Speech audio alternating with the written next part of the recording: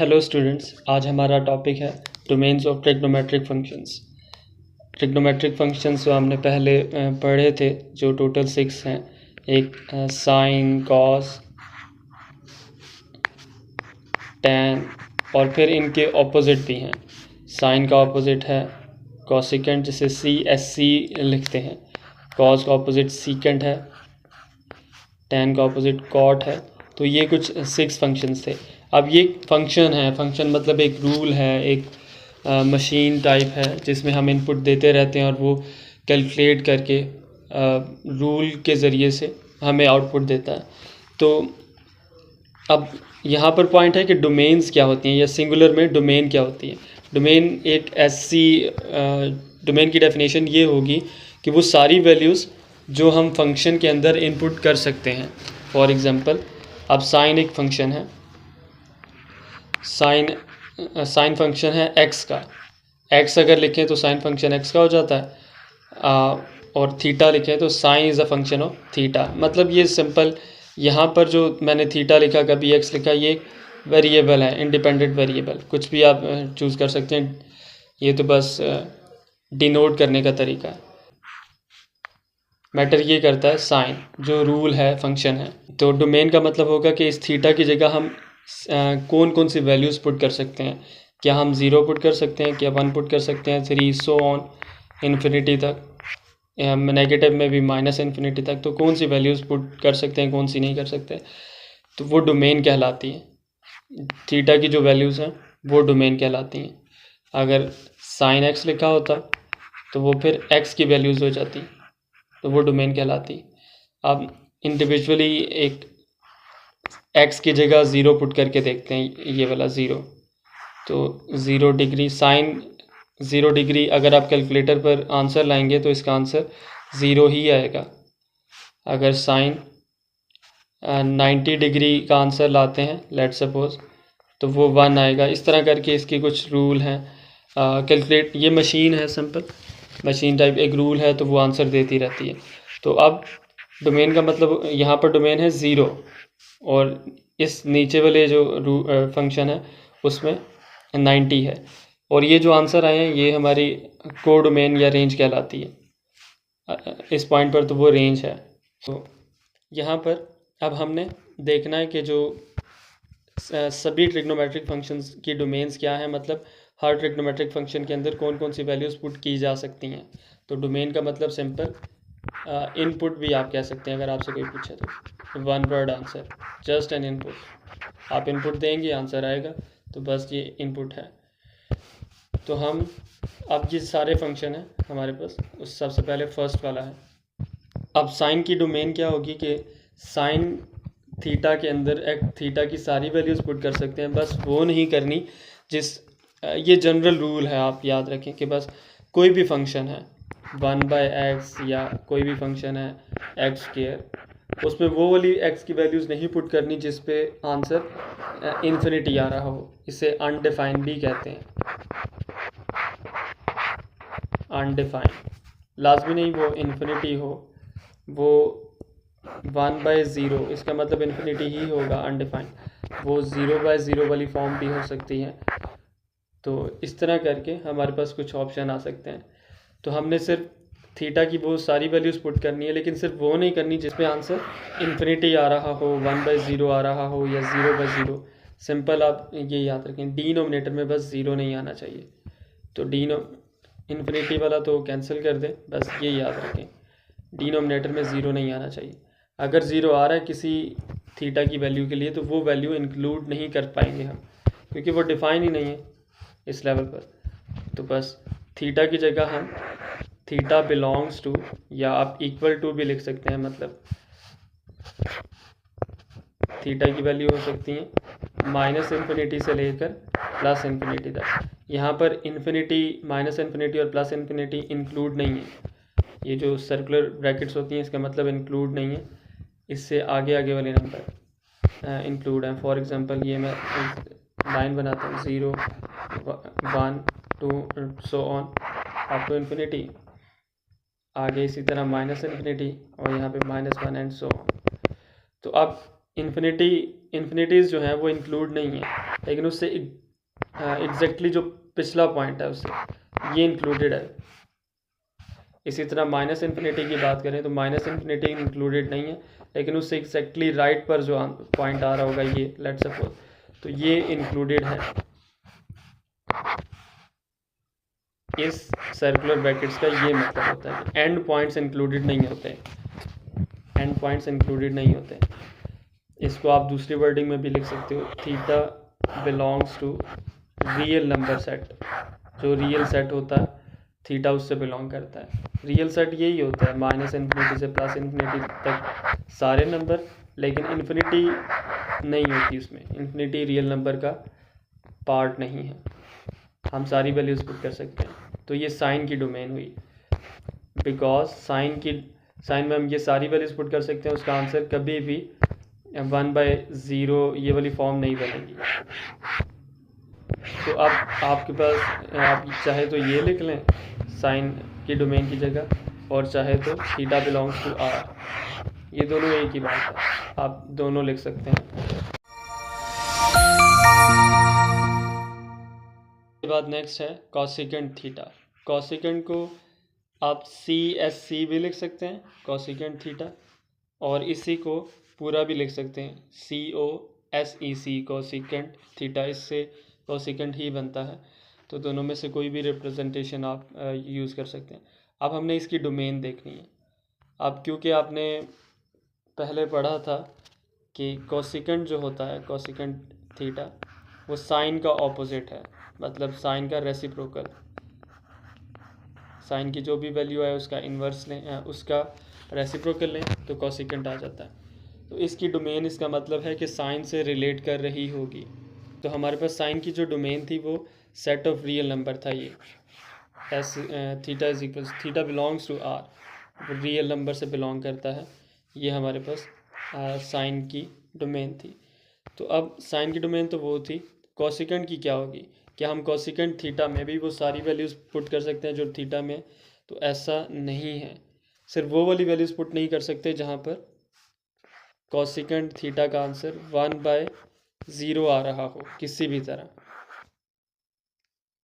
आप डिनोमिनेटर में अगर हम कॉसिकेंट का फॉर्मूला देखें तो उसके डिनोमिनेटर में साइन आ रहा है, तो इसका मतलब होगा कि अगर हम इसी को आगे लेकर चलें, 1/साइन कब ज़ीरो होता है?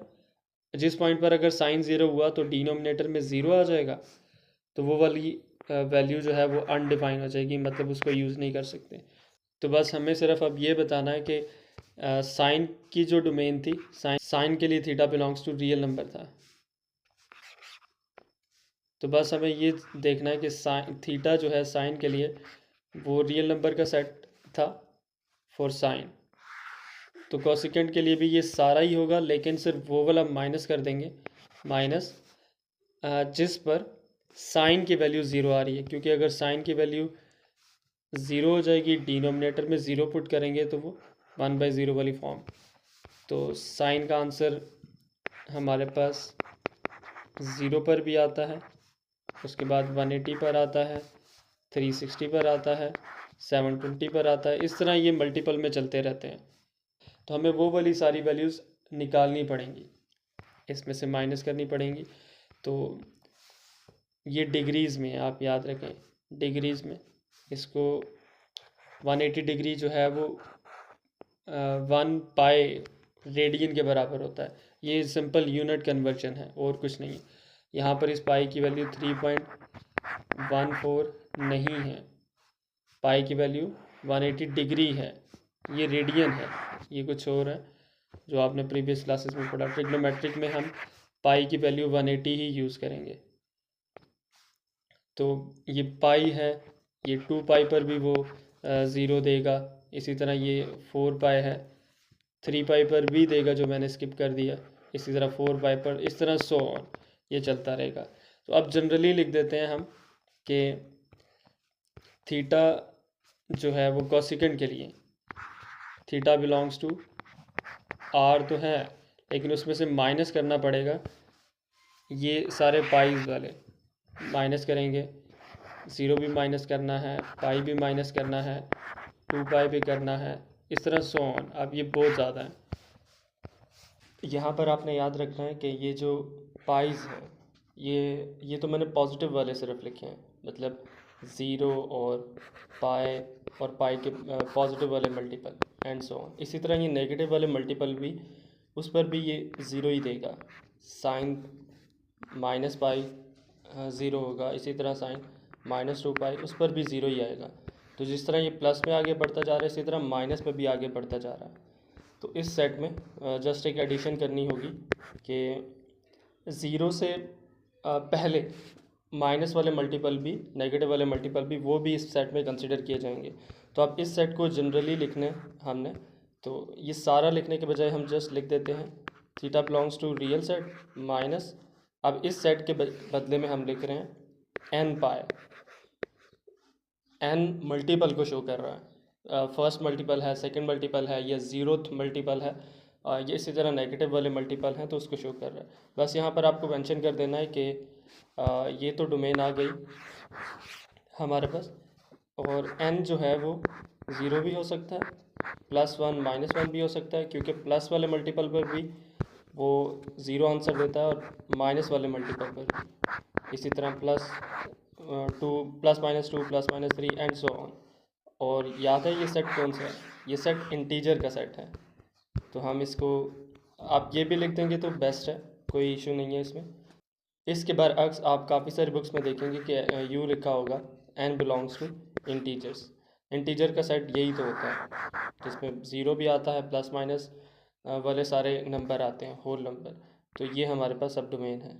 ये आपने ये लिखना है just statement, theta belongs to R minus n pi, और where n belongs to integers. इसके बाद है domain of cos and secant. तो हमने domain of cos first of all find करनी है। तो इसके लिए हमारे पास फंक्शन होगा कॉस ऑफ एक्स। रिप्रेजेंटेशन है यहाँ पर, पहले मैंने थीटा लिखा था तो अब एक्स लिख देता हूँ, इससे कोई फ़र्क नहीं पड़ेगा। अब एक्स की जगह कौन सी वैल्यूज़ पुट करेंगे कि कॉस जो फंक्शन है उसका आंसर डिफाइन दे। मैंने बस आपसे कहा था कि हमारा आंसर इन्फिनिटी किसी भी तरह नहीं आना चाहिए, जिस पर इन्फिनिटी आएगा वो वाली कॉस की वैल्यू इंक्लूड नहीं करनी, तो वो सारी डोमेन होगी। अब कॉस एक ऐसा फंक्शन है जिसमें रियल नंबर का जो सारा का सारा सेट है, रियल नंबर शुरू होता है माइनस इन्फिनिटी से, आगे माइनस इन्फिनिटी से एक पिछला नंबर, बड़ा नंबर, इस तरह करते करते एंड सो ऑन, और फिर प्लस इन्फिनिटी की तरफ पहुंच जाता है। ये एक सेट है, इसमें इन्फिनिटीज़ इंक्लूड नहीं है। तो इसमें कोई भी वैल्यू ऐसी नहीं है जो हम एक्स की जगह पुट करें और कॉज का आंसर अनडिफाइन आ जाए। तो हेंस कॉज की जो डोमेन होगी, हम कहेंगे कि डोमेन ऑफ कॉज इज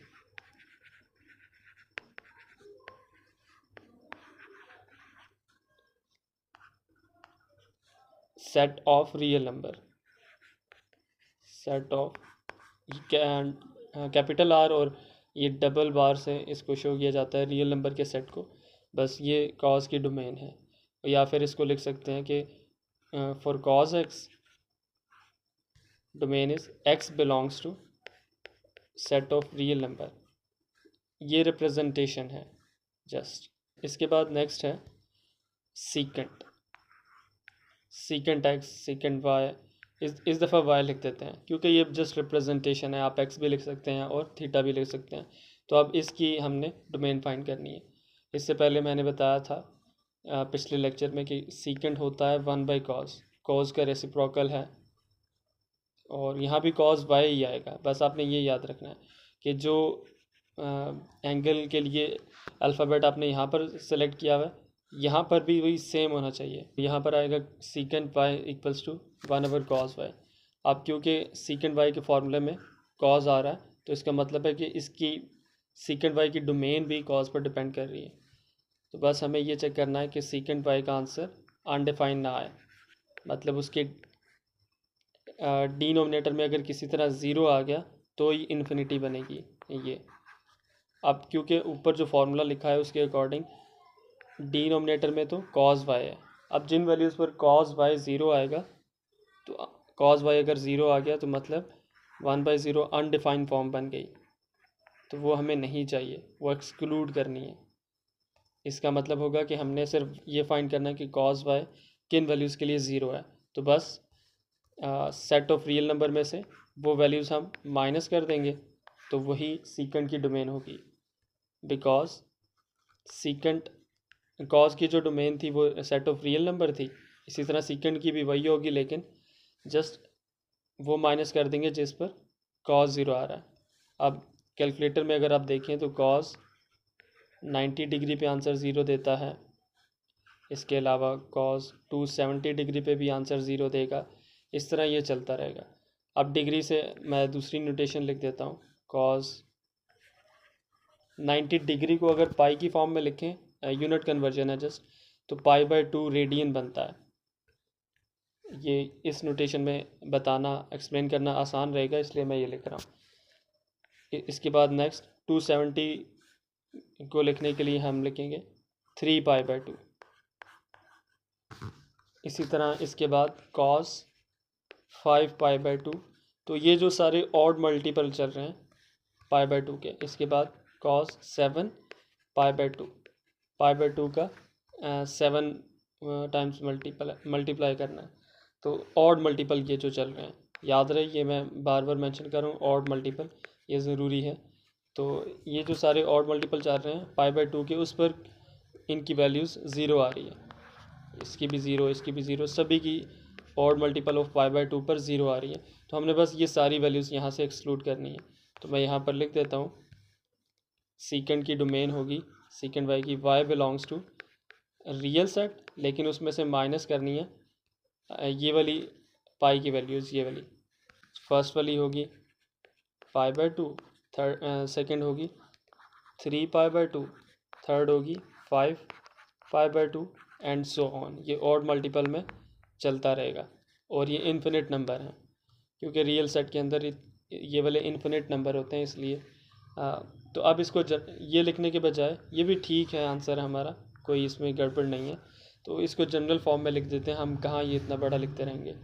तो इसकी जनरल फॉर्म ये होगी, उस सेट को रिप्रेजेंट करने के लिए, ये वाला जो सेट है इसको रिप्रेजेंट करने के लिए हम लिख सकते हैं π/2 का मल्टीपल बताना ना, ऑड, ये π/2 है, और यहाँ पे ऑड मल्टीपल के लिए, ऑड नंबर के लिए जनरल कोई वर्ड लिख देते हैं। तो ऑड नंबर लाने के लिए हम यूजली ये लिखते हैं 2n+1। इसका मतलब आप n की जगह आप 0 पुट करोगे, n की जगह 0 कोई भी वैल्यू पुट करो, 0 1 2 3 सो नेगेटिव वाली वैल्यूज़ भी पुट करके चेक कर सकते हैं। तो इसका आंसर ऑड नंबर ही आएगा। तो इसका आंसर ऑड नंबर ही आएगा, ये जो ब्रैकेट है। तो ये ऑड मल्टीपल ऑफ π/2 बन जाएगा। लेट से हम n की जगह 2 पुट कर लेते हैं रैंडमली। तो यहाँ पर 2 × 2 + 1 ब्रैकेट क्लोज और π/2, तो हमारे पास आ जाएगा 2 2 = 4, 4 + 1 5, तो 5π/2। कोई भी वैल्यू पुट करोगे ऑड मल्टीपल ही आएगा। तो हेंस हमने ये जनरल फॉर्म बना ली है, ये वाली, बस अब ये लिख देते हैं। तो हमारे पास आ जाएगा for secant y belongs to real set and minus, इसको लिख देते हैं 2n+1 × π/2। तो बस ये हमारा आंसर है। जबकि n बिलोंग्स टू इंटीजर्स, मतलब वो प्लस में भी हो सकते हैं, माइनस में भी हो सकते हैं और ज़ीरो भी हो सकते हैं। तो ये पूरी स्क्रीन पर जो आपको नज़र आ रहा है, ये हमारे पास है डोमेन ऑफ सीकेंट फंक्शन। इसके बाद है domain of tan and cot। First of all tan x, theta या कुछ भी लिख सकते हैं, थीटा लिख देते हैं इस पर। इसकी डोमेन बतानी है कि डोमेन में कि tan के अंदर थीटा की कौन सी वैल्यूज़ पुट कर सकते हैं कि tan का आंसर इन्फिनिटी वाली फॉर्म ना आए, बस वो हमने चेक करना है। तो अब क्योंकि इसके बेसिक फार्मूला से हमें पता चल सकता है, tan का फार्मूला होता है sin theta divided by cos theta. ये फार्मूला है, आप मैंने प्रूव भी कराया था। तो अब देखा जाए तो इसके डिनोमिनेटर में हमें बस ये देखना है कि न्यूमरेटर में कोई भी नंबर आ जाए फ़र्क नहीं पड़ता, 0 आ जाए, 1 आ जाए, -1 आ जाए, तो फ़र्क नहीं पड़ेगा। लेकिन डिनोमिनेटर में अगर 0 आता है तो ये वाली फॉर्म बन जाएगी any number divided by zero, तो आंसर इन्फिनिटी बनता है। बस डिनोमिनेटर में किसी तरह ज़ीरो ना आए, साइन के बजाय कोई भी आ जाए। तो अब हमें बस ये बताना है कि कॉस कब ज़ीरो होता है। इन वैल्यूज़ पर कॉस का आंसर ज़ीरो आएगा, वो tan के लिए इनफाइनाइट इन्फिनिटी देंगी, यानी अनडिफाइंड वैल्यू देंगी। तो पिछले पार्ट में हमने देखा था कि कॉस के लिए जो डोमेन थी वो थीटा बिलोंग्स टू, ये इस तरह का कुछ लिखा था, real number set for all real number set था। ये तो कॉस की डोमेन थी, लेकिन कॉस किन पर ज़ीरो आता है? कॉस ज़ीरो आता है π/2 पर, इसी तरह 3π/2 पर, मतलब ऑड मल्टीपल पर आता था, इस तरह 5π/2 एंड सो ऑन। और इसको हमने जनरल फॉर्म भी उसमें भी लिखा था, जो कि 2n+1 × π/2, ये वाली फॉर्म बनाई थी ऑड मल्टीपल। जबकि n जो है वो इंटीजर से बिलोंग करता है, n = 0, और +1 -1 भी हो सकता है, +2 -2 एंड सो ऑन।